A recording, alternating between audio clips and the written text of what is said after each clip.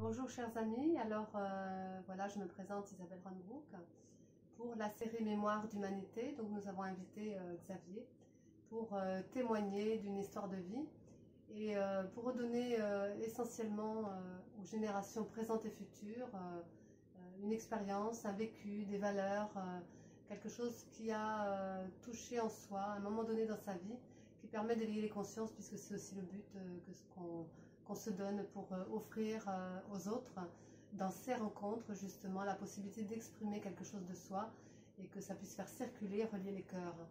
Alors, bonjour Xavier. Bonjour Isabelle. Voilà. Quel âge as-tu? 88 ans depuis 2 semaines. Depuis une semaine, oui, depuis le 18, on a fait une soirée ensemble, c'était très intéressant. Alors, j'aimerais savoir, puisqu'on va le faire un petit peu en 3 phases, la phase de la personnalité, ensuite la phase peut-être de l'expérience avec les énergies, et après peut-être l'idéal. Alors, sur cette première partie, au niveau du physique, au niveau du tempérament, au niveau de ta vie personnelle, est-ce que tu aurais des choses à exprimer que tu as pu découvrir ou qui pourraient justement aider les autres à donner un sens à leur vie? Alors ma modestie est mise à rude épreuve et je ne donnerai pas ma vie à l'exemple parce qu'elle n'est pas exemplaire, bien sûr. Elle a des tas de défauts, elle a des tas de périodes dures, d'épreuves diverses et variées. Mais j'ai la satisfaction d'avoir une mémoire qui remonte à l'âge de 3 ans. Et donc, depuis cet âge-là, je peux faire un film de toute ma vie et de voir ce qu'elle a été. Alors, bon, elle a été ce qu'elle a pu. Une enfance heureuse ou malheureuse, je n'en sais rien, parce que je n'ai pas de comparaison.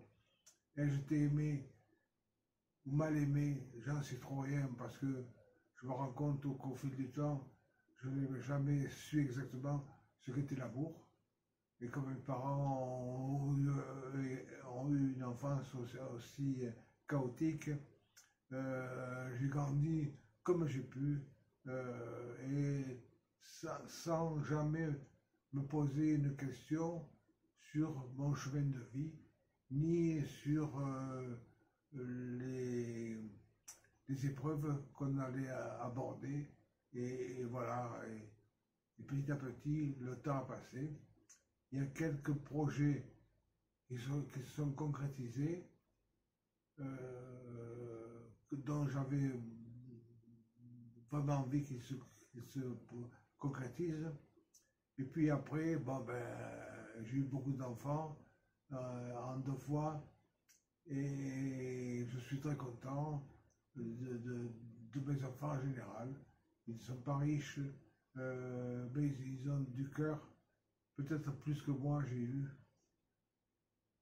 Voilà, donc qu'est-ce que je peux dire de plus?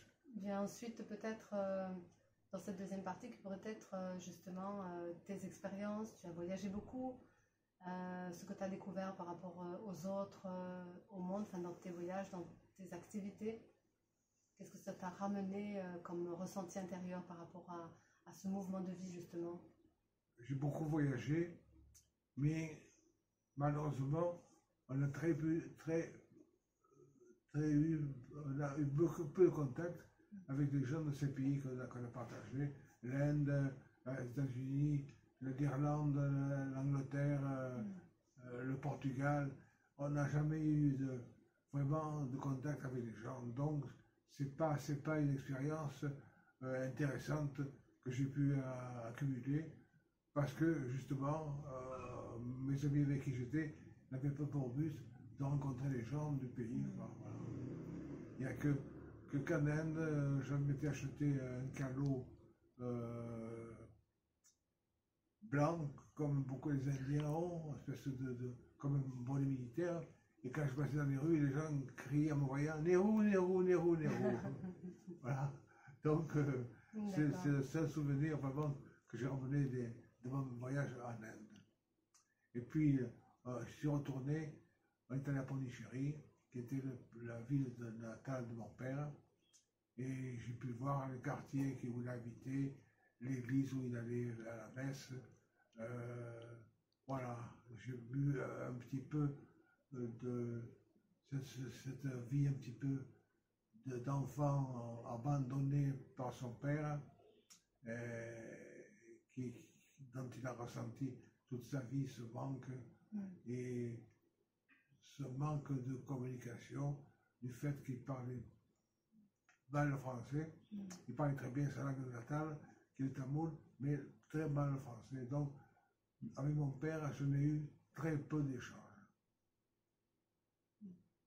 Après, bon, avec mes derniers enfants, mon dernier fils, qui va avoir 30 ans l'année prochaine, et dont j'ai éprouvé un amour excessif,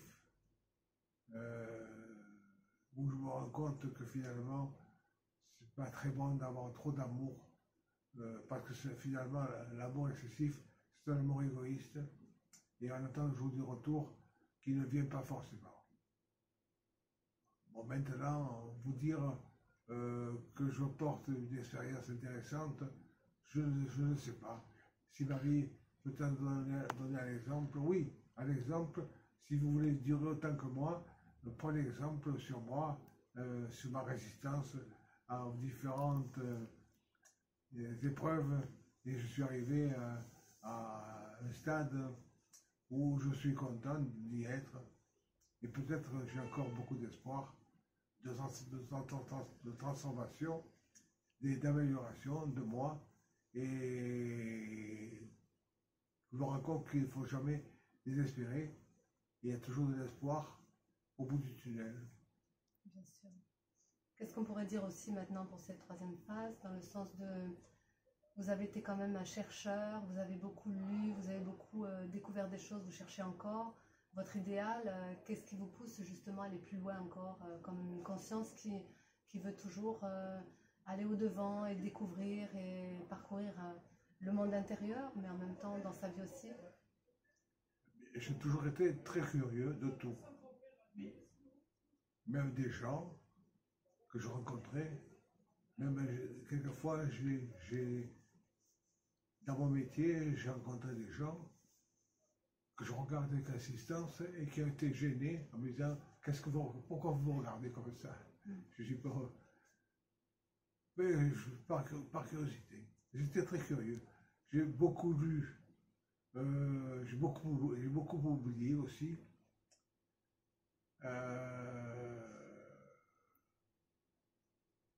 Moi, j'étais élevé dans la religion catholique dans laquelle je n'ai pas persisté. Et j'avoue que le côté religion, je n'ai jamais adhéré complètement. Et même tout petit, je me souviens que d'aller à la messe, ça me faisait ni chaud ni froid. Bon, maintenant, ça me fait pareil. Il y a longtemps que je n'y vais plus. Et peut-être j'y retournerai parce que j'ai le sentiment de communauté, de gens qui ont la même foi, ça me semble intéressant. Voilà, ma chère Isabelle, Très bien. Qu'est-ce qu'on pourrait dire, un petit mot pour la fin, pour les nouvelles générations qui vont arriver, qu'est-ce qu'on pourrait leur dire comme message de valeur, pour qu'ils puissent construire leur vie, à donner du sens vraiment, pour aller de plus en plus vers ce qu'ils sont? Moi, je me rends compte que finalement, ce qui me manquait le plus à recevoir et à donner, c'est de l'amour. Et c'est le seul objectif et le seul